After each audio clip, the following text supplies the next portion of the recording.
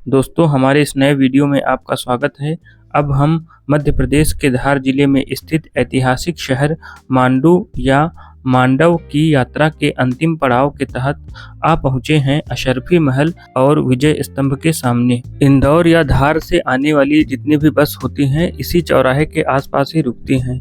यानी अगर आप बस के द्वारा या फिर किसी साधन से आते हैं तो जामी मस्जिद और अशरफी महल के बीच का जो क्षेत्र है यही सी चौराहे पे सारी बसें रुकती हैं और यहाँ से आपको जाना होता है अन्य स्थलों को, जैसे रानी रूपमती महल, रेवा कुंड और जहाज महल। तो वो थोड़ा दूर दूर पर स्थित हैं, लेकिन जामी मस्जिद और अशरफी महल और श्री राम मंदिर ये लगभग अगल बगल ही स्थित हैं।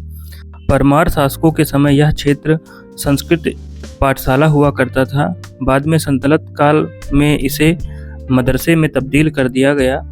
किसी जमाने में शिक्षा का यह केंद्र विद्यार्थियों और शिक्षकों से भरा रहता था, परंतु काल के गाल में समाहित यह क्षेत्र खंडहर में तब्दील हो चुका है। अशरफी महल के नाम के पीछे भी अपनी एक कहानी है।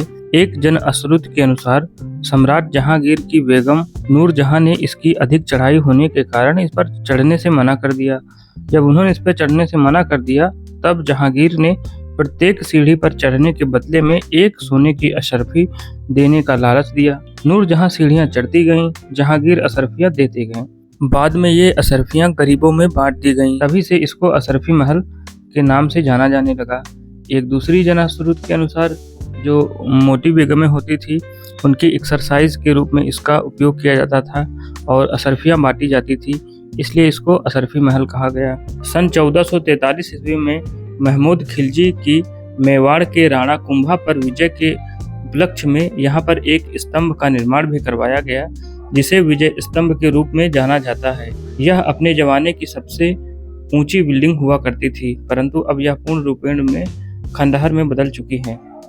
अशरफी महल की वास्तुकला में अफगान और भारतीय स्थापत्य शैली का मिश्रण देखने को मिलता है। ये जो सामने आपको क्षेत्र दिखाई दे रहा होगा ये है महमूद खिलजी का मकबरा।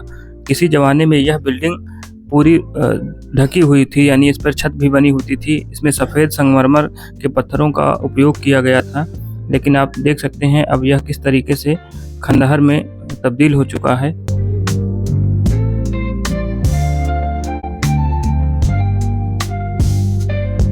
ये आप देख सकते हैं महमूद खिलजी का मकबरा था पीछे, और ये देखिए खंडहर जो गिर चुका है। और ये जो आपको गेट दिखाई दे रहा होगा इस पे देखिए कुछ लिखा हुआ है, यानी कुछ आकृतियां उत्कीर्ण हैं। अब क्या लिखा है या क्या बना हुआ है इसके लिए तो इस्लाम शैली जब आपको पढ़ेंगे तो ही बता पाएंगे।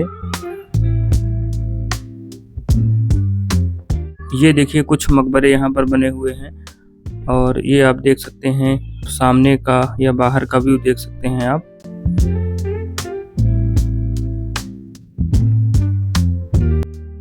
ये है मांडव की प्रसिद्ध इमली।